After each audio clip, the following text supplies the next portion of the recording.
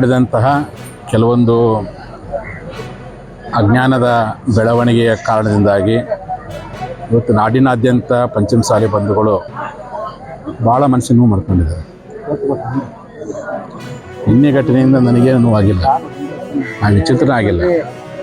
ನನಗೊಂದು ರೀತಿ ಸ್ವತಂತ್ರ ಸಿಕ್ಕಂಗೆ ಐತಿ. ನಾನು ಚೆನ್ನಮ್ಮನ ಕುಲದವನು. ಚೆನ್ನಮ್ಮ ಯಾವತ್ತು ಸ್ವತಂತ್ರವಾಗಿದ್ದಂಥವ್ರು.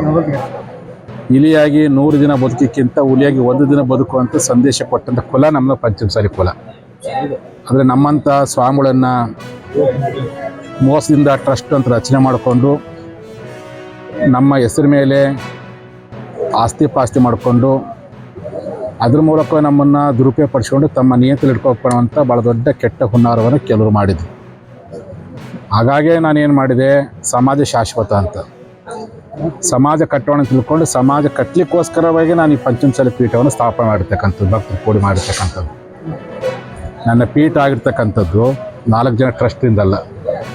ನನ್ನ ಪೀಠ ಆಗಿರ್ತಕ್ಕಂಥದ್ದು ಲಕ್ಷಾಂತರ ಪಂಚಮಸಾಲಿಗಳಿಂದ ಈ ಪೀಠ ಆಗೈತಿ. ಭಕ್ತರ ಮೂಲಕವಾಗಿ ಭಕ್ತನ ಕರ್ಕೊಂಡು ಸಮಾಜ ಗಣ್ಯ ವ್ಯಕ್ತಿ ತಿಳ್ಕೊಳ್ಕೊಂಡು ಇವರೆಲ್ಲರೂ ಕೂಡ್ಕೊಂಡು ಸಭೆ ಮಾಡಿದರೆ ಅದು ಒಂದು ರೀತಿ ಹೌದಪ್ಪ ಅನ್ಬೋದಾಗಿತ್ತು. ಯಾರನ್ನೂ ಗಮನಕ್ಕೆ ಬಾರ್ದಂಗೆ 3-4 ಜನ ಕೂತ್ಕೊಂಡು ಕಾನೂನು ಬಾಹಿರವಾಗಿರ್ತಕ್ಕಂಥ ಹೇಳಿಕೆಗಳನ್ನು ಕೊಟ್ಟಿದ್ದು ನನಗೆ ಯಾವ ಕಾರಣಕ್ಕೂ ನನಗೆ ನೋವಾಗಿಲ್ಲ. ಬಟ್ ನನ್ನ ನಂಬಿರುವಂಥ ಕೋಟ್ಯಾಂತರ ಪಂಚಮಸಾಲಿಗಳ ಮನಸ್ಸಿಗೆ ನೋವಾಗಿದೆಯಲ್ಲ, ನಮ್ಮ ಗುರುಳಿಗೆ ಅನ್ಯಾಯ ಆಗಿತ್ತಲ್ಲ, ಅವ್ರು ನೋವು ಪಡ್ಕೊಂಡಿದ್ದನ್ನು ನನಗೆ ನೋವಾಗ್ತಾಯಿದೆ. ಆ ಕಾರಣಕ್ಕೋಸ್ಕರವಾಗಿ ನಮ್ಮನ್ನು ಉಚ್ಚಾಟನೆ ಮಾಡುವಂಥ ಅಧಿಕಾರ ಈ ಜಗತ್ತಿನಲ್ಲಿ ಯಾರಿಗೂ ಇಲ್ಲ. ಅದು ನನ್ನನ್ನು ಸೃಷ್ಟಿ ಮಾಡ್ತಕ್ಕಂಥ ಪರಮಾತ್ಮನಿಗೆ, ಆ ಪರಮಾತ್ಮನ ಸ್ವರೂಪಿಯಾಗಿರ್ತಕ್ಕಂಥ ವಿಶ್ವಗುರು ಬಸವ ತಂದೆಗೆ, ಅದರ ಸ್ವರೂಪಿಯಾಗಿರ್ತಕ್ಕಂಥ ನಮ್ಮ ತಾಯಿ ಚೆನ್ನಮ್ಮನಿಗೆ, ಅವರೆಲ್ಲರ ಪ್ರತಿ ಸ್ವರೂಪಿಯಾಗಿರ್ತಕ್ಕಂಥ ನಮ್ಮ ಭಕ್ತರಿಗೆ ಮಾತ್ರ ಅಧಿಕಾರ ಇದೆ ಹೊರತು ನಮ್ಮನ್ನು ಉಚ್ಚಾಟನೆ ಮಾಡುವಂಥ ಅಧಿಕಾರ ಯಾವ ಟ್ರಸ್ಟಿಗೆ ಇಲ್ಲ.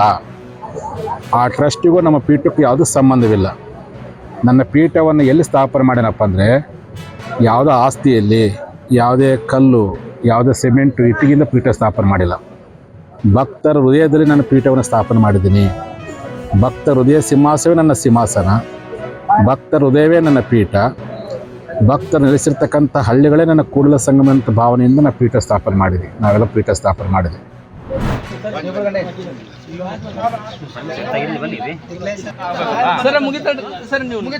ನೀವು ನಡ್ರಿ, ನೀವು ಗಾಡಿ ಹತ್ರ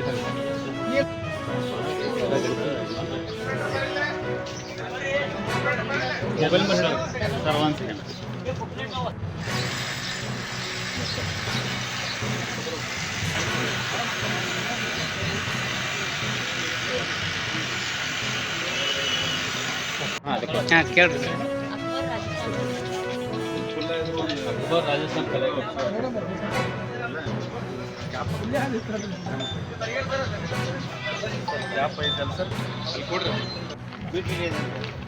ಸರ್